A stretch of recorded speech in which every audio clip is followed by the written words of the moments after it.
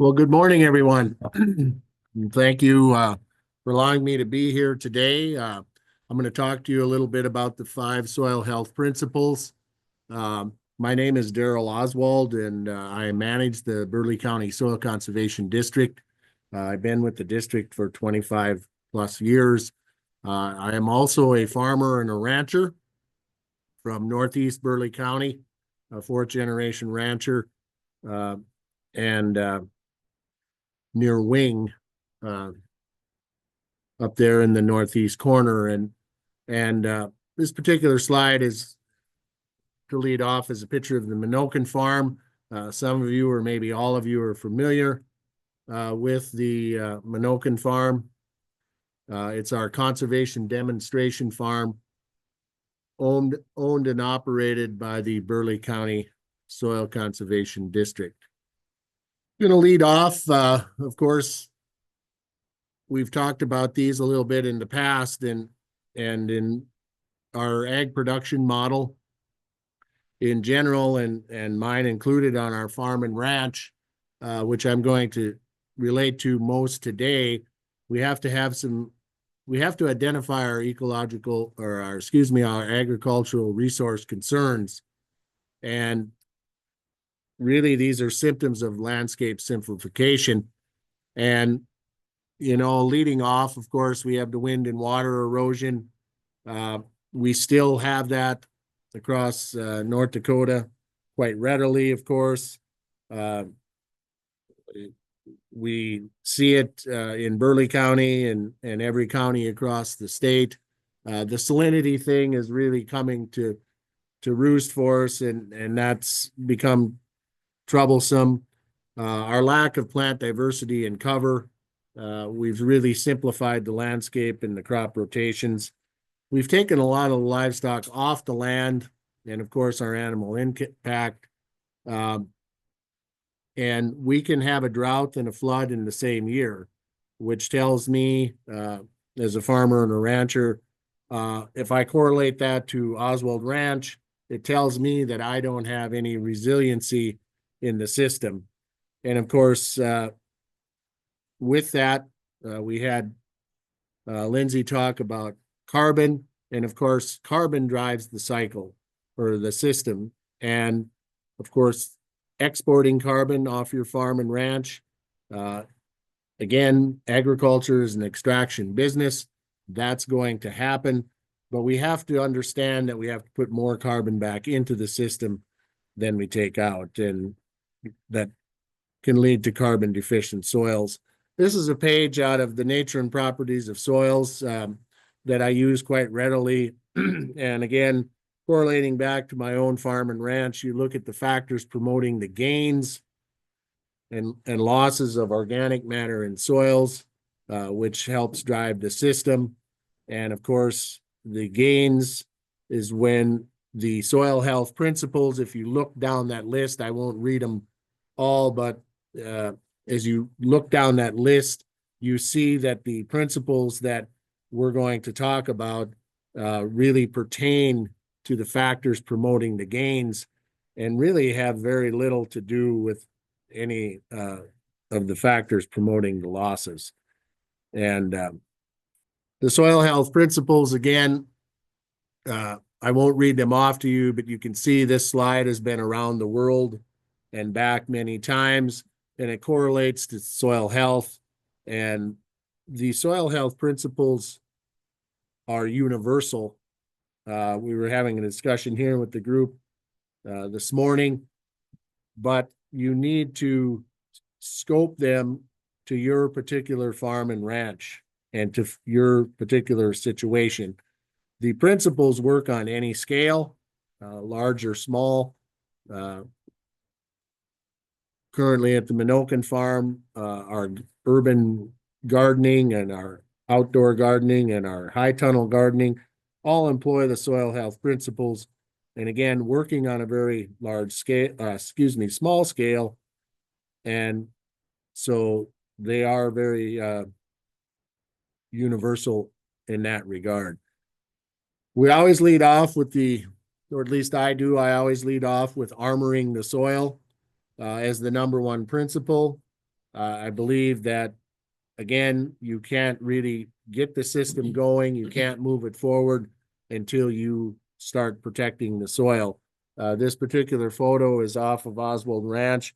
This is a cover crop that we did graze, and I can assure you that armoring the soil doesn't look like that all the time at the ranch, but I thought it was pretty vindictive, or in a good indicator of where we like to be on our ranch when it comes to armoring the soil.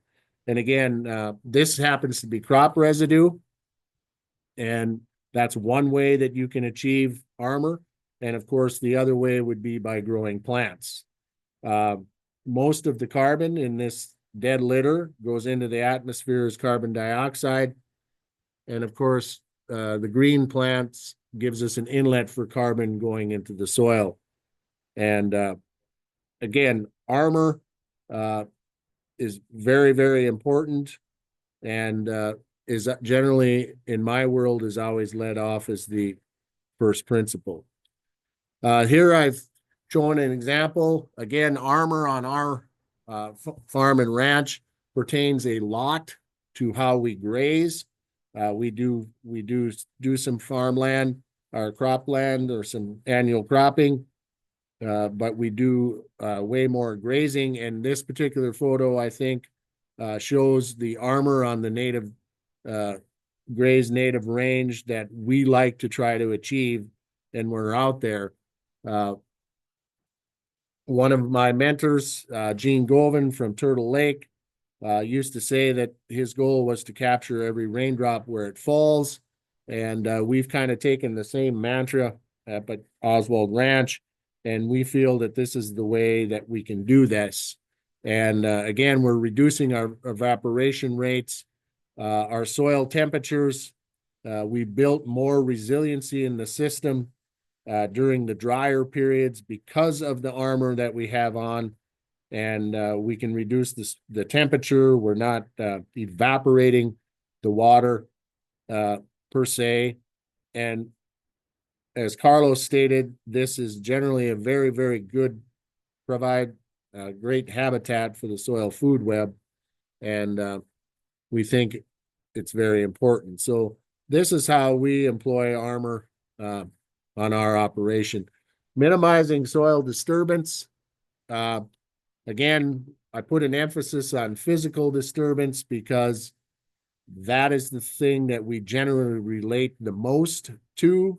We do have to work, I believe, across our production model in eliminating physical disturbance as much as we can. We know that tillage removes pore spaces and slowly compresses the soil, much like if we were building the road.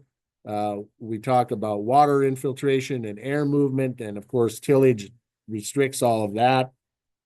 And then, of course, it takes off any of the soil armor that we did have in our previous and first soil health principle. And I think someone said too that when we till or disturb, we release a burst of carbon dioxide, resulting in carbon loss. And of course, we want more carbon coming into the system than going out. Physical disturbance can also, or excuse me, soil disturbance can also be related to, I think, too much chemical use, pesticide use, that scenario as well. Too much overgrazing. I think that when we see season-long grazing, we see soil disturbance in some places and not at others. And so the soil disturbance is important in, again, keeping the area intact for the soil food web and making the soil pore spaces stay intact. Continually growing living plants in the soil. This gets stated many times, but it can't be reiterated enough. Our soils were built with perennials with a huge root mass, And of course, we farm, or in our current production model, we tend to farm with annuals with a smaller root mass. And that leads to some issues that we need to think about. A green plant continually growing is beneficial because, again, nature is a constant feed process. Agriculture is an extraction business. We're extracting something, and we need to be thinking in terms of putting something back. And of course, a continual growing live plant in the soil does that, and continually builds soil aggregates. And I'll show you a slide coming up that pertains a little bit to that. And of course, talking today, this is a cover crop summit, and we know that cover crops can fill in what otherwise would be a period where nothing is growing, and again, gives us an opportunity to continue bringing carbon into the soil. This is a full season, cool season cover crop that we raised at Oswald, that we planted and raised up at the ranch. We do different mixes periodically, and we do switch to full season, cool season mixes at times, and we find that they work very well during the middle of the grazing season, right before our breeding season, which tends to be a little bit later than most operations. But still, the philosophy is, of course, that we can have a high energy, high nutrient mix in place where we can graze in late July, early August, and then of course we'll graze that by managing it much the way we do all of our perennials and our native and our tame grass, and we're actually, sometimes we're fortunate enough to actually get another grazing on it later in October and November, if the season allows us to do that. But soil carbon, again, most cropping systems and most rotations you cannot increase soil carbon without the use of cover crops, and we've seen that on our farm and ranch. And again, when you think about these cool season cover crops, the below ground carbon allocation is generally maximized during that first 4 to 8 weeks. And so a huge amount of biomass is not always required to be highly effective in building soil aggregates and increasing carbon. And I've got some slides too. Here's an example of a huge amount of biomass that we all like to see. Again, this is another full season, warm season cover crop on the Oswald Ranch. Again, when I differentiate between cool seasons and warm seasons, the species listed in there, some of them are very similar. Most of them are not, in the fact that, again, when you look at the contents of this mix, this contains a lot of warm season species, and this particular mix generally is seeded on our place from the last week in May until the middle of June.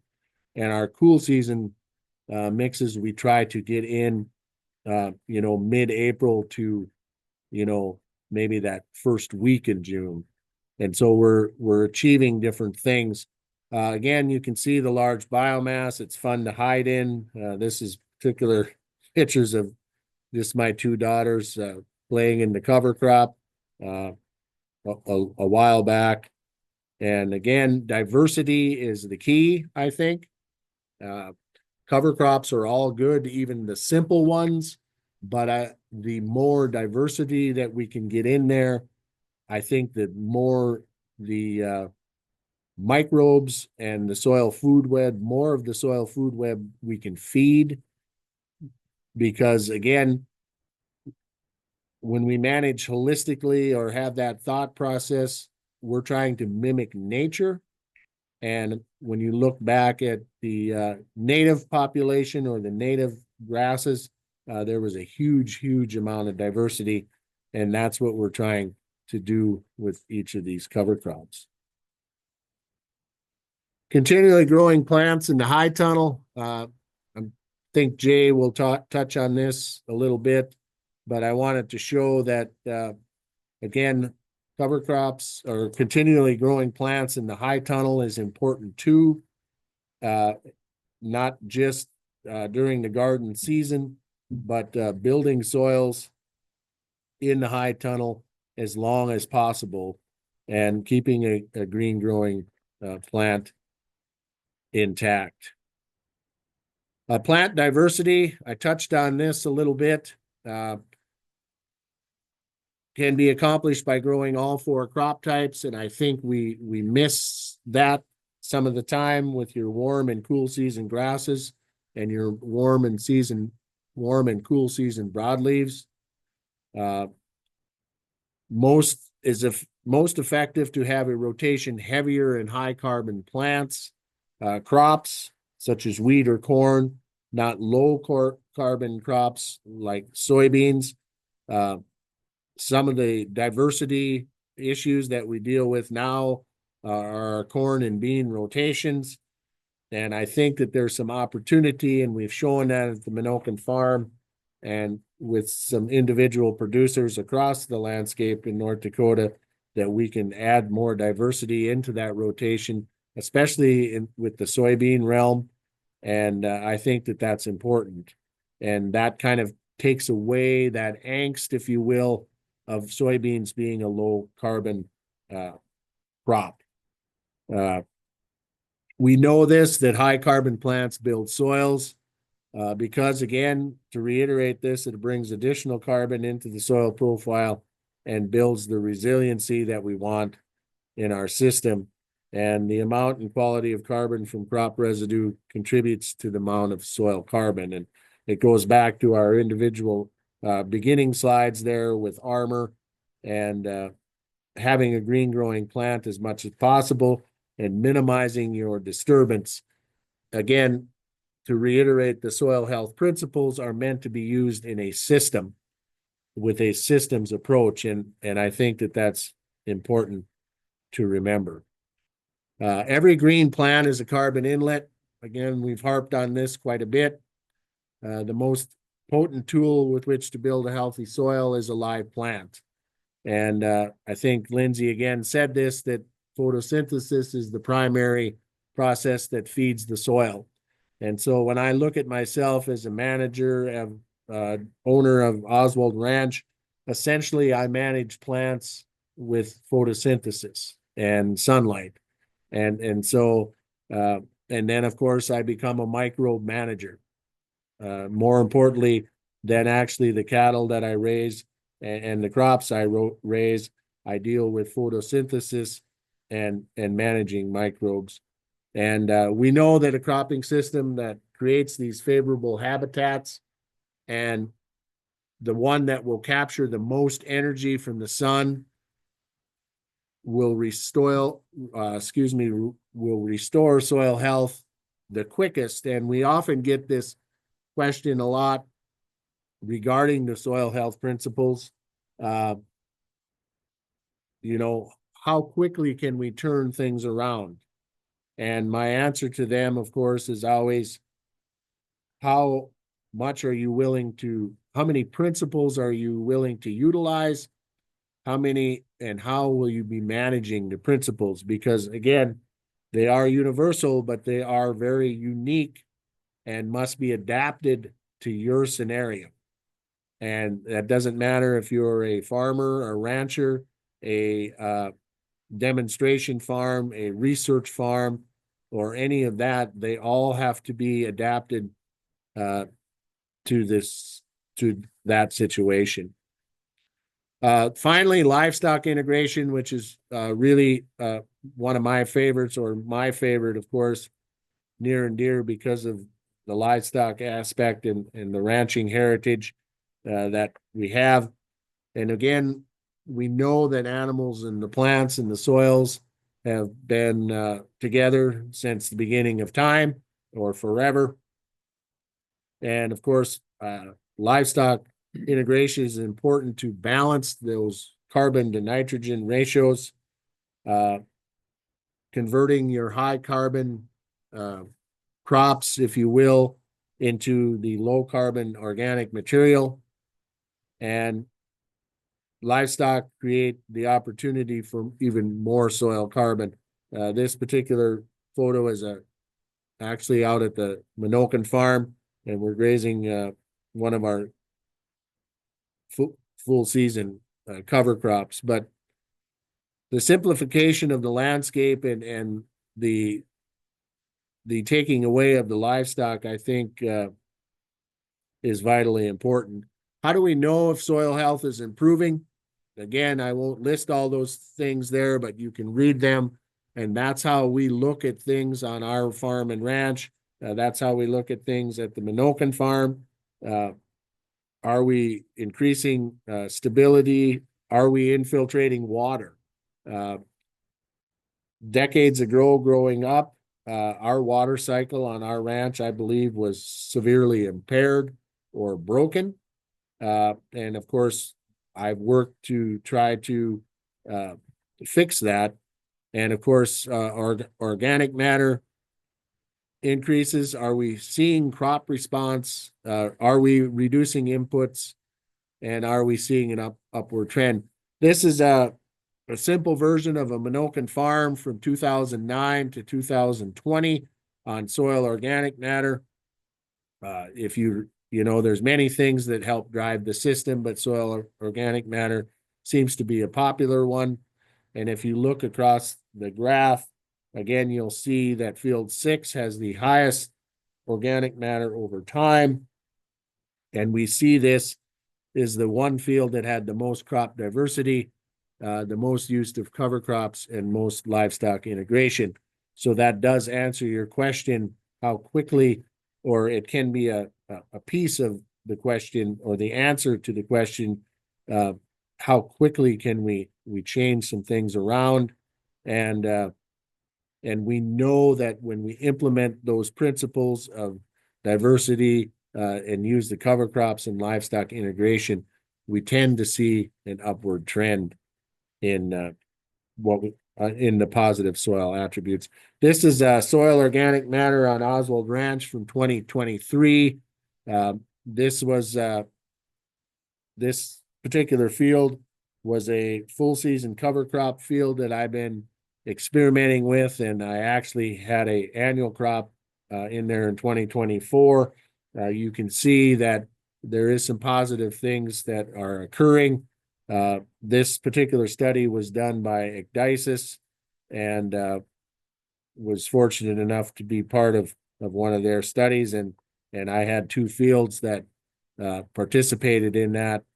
And so I was pleasantly surprised to see that we're seeing a positive trend upward. And so we know that things are improving. This is the water infiltration at Oswald Ranch, again, in milliliters per second. And you can see that we're able to infiltrate quite well. I don't know, or I haven't figured how that goes towards inches per hour, but we seem to have more severe rain events at home, or more impactful, if you will, and we seem to be handling them better than we ever did as far as runoff. And again, the lighter events, we're able to capture all the moisture that we can. And so you probably heard the little funny that someone asked you how much it rained, and you used to say, well, half an inch or 20 hundredths or 3/4 of an inch. And now my reply generally is I captured all of it. How much did it rain? And I got it all. So, which is a good thing. This is the corn crop on that particular field. This is my youngest daughter, Afton, enjoying the day in the corn crop. This is a cover crop field, or a soil health field, as I like to call it, that we were able to raise 110 bushel corn on with very limited inputs. Actually, it didn't have any fertility on it. I do attribute it to, again, 2024 being a very good year as far as moisture and that, but we were able to net, some pretty good profit off this field because of our lack of inputs on it. And this just kind of shows you, this is the same field that was in 2023. The organic matter has gone down some. We've used some of that storage in the tank, and but we've got a plan to build it back up again. And we like to take a swing at the ball every once in a while with these annual crops and see how far our system, with using the soil health principles, how far can we push it? How far can we drive it? And of course, with the armor on here and stuff, we were able to limit our pesticide use as well. So we were pretty pleased about that. Again, using the soil health principles and adapt them to your production model. You can read through them, and again, keeping the soil covered, minimizing disturbance. Good things are going to happen if you can adapt them to your production model. And we've seen that over time at the Menoken farm, at Oswald Ranch, and other producers' places, again, across the landscape. And so, again, the soil health principles are vital, I believe, going forward to help mitigate some of these resource concerns that we have across the state. So I think I'm pretty close to right on. I might be a minute over. I apologize for that. But again, a little self-education. Slide www.menokenfarm.com, and we do have a YouTube channel and at Menoken Farm as well. And thank you for listening today. John, appreciate the presentation. Like you, I'm doing a lot of the similar stuff, grazing cattle. Yeah. I've got and I'm curious of your opinion and anybody else that wants to chime in on this. I got myself into a situation this year where I've got some additional land for grazing, and it was previously silage cornfields. And I'm kind of being handed dead ground. They had harvested the corn off of it, put a very sparse winter kill cover crop on it when they were done, and it sat bare all last season. And now I'm coming into it now. If I had time during the winter, I may have, round bale grazed it to get some armor on the soil or something. But now it doesn't have much of anything. I have access to a lot of mostly composted wood chips. And I was thinking about spreading that on to get some armor on the soil. But the first thing that everybody says is that all your nitrogen is going to get locked up into it.